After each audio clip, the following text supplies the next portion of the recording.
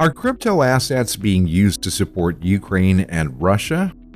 The global control freaks are freaking out, specifically the esoteric group of financial regulators. They're worried crypto assets are being used to evade Ukraine war sanctions on Russia. With a collaboration of international banks halting business in Russia, they've already commenced in the very definition of economic warfare. But can they force crypto exchanges to adhere to their whims?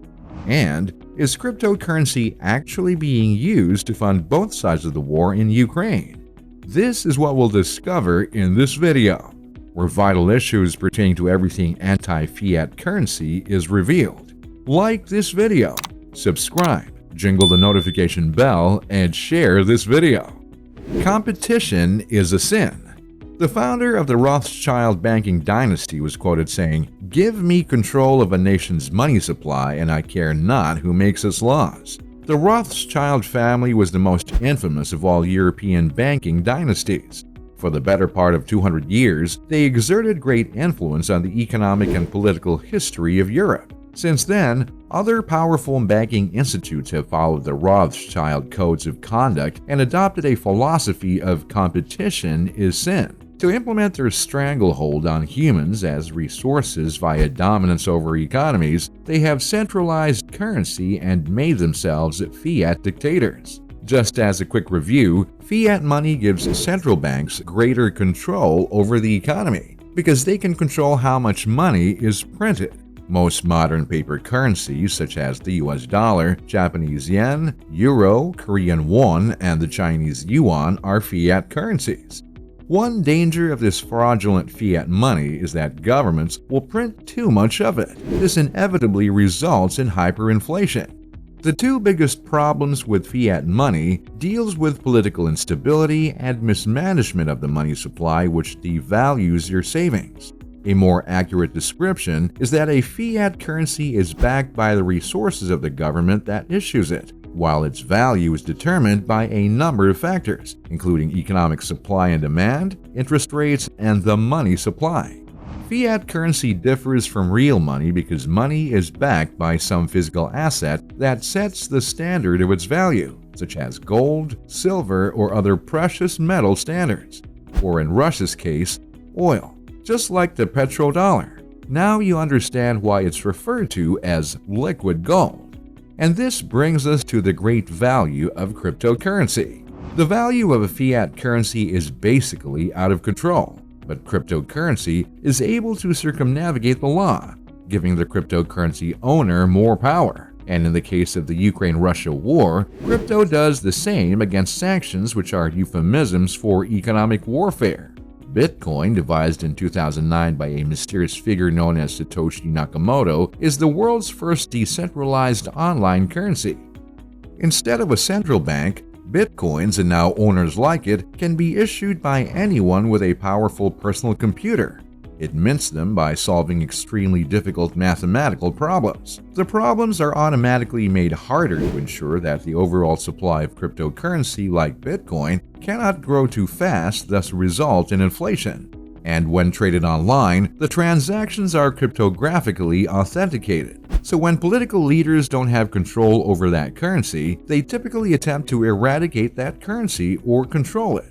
This is the basic nature of government, as the etymology of the term govern actually translates to rule with authority, steer, be at the helm of, govern, rule, command, or direct. But in the realm of the American creed of freedom, the government should only act as an entity to assure individual freedom and fairness for equal opportunity and civil rights. Essentially, the government should only act as a referee. But this is not the case for the Global Financial Stability Board, or FSB, which the typical US leader allies with. On the contrary, they've taken it upon themselves to act as a legitimate global mafia who is now scrutinizing the use of crypto assets amid the war in the Ukraine, because they want to dictate the financial flow on Russians to protect their sanctions, which are actually missiles of economic warfare.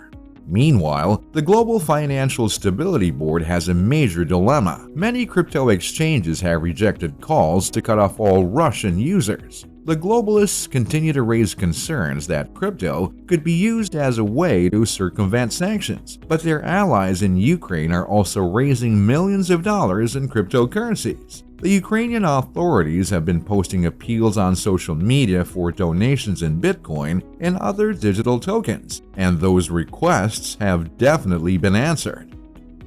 Crypto remains independent.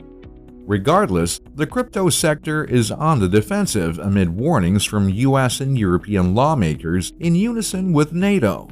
The crypto sector, with those valuable digital asset companies, are not complying with Western financial sanctions imposed on Russia, even amidst the invasion of Ukraine.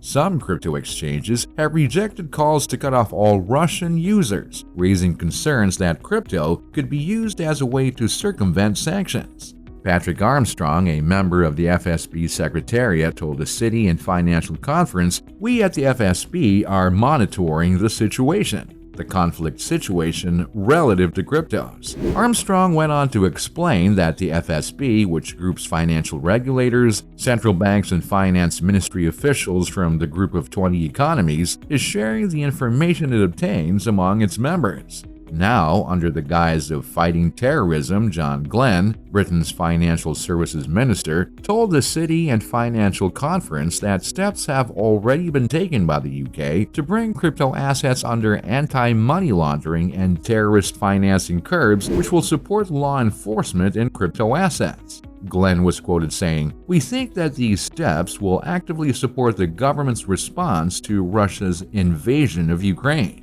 So in order to prevent the funding of what he deems as terrorism and the Russian invasion of Ukraine, he and his contemporaries are keen on engaging in economic warfare on all cryptocurrency users all over the globe, who more likely have nothing to do with the events taking place in Ukraine. Yet Russia has already prepared.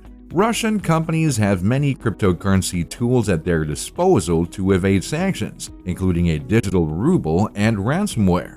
Russian entities that are under sanctions could deploy their own evasion strategy using ransomware attacks. The playbook for ransomware is straightforward. A hacker breaks into computer networks and locks up digital information until the victim pays for its release, usually in cryptocurrency.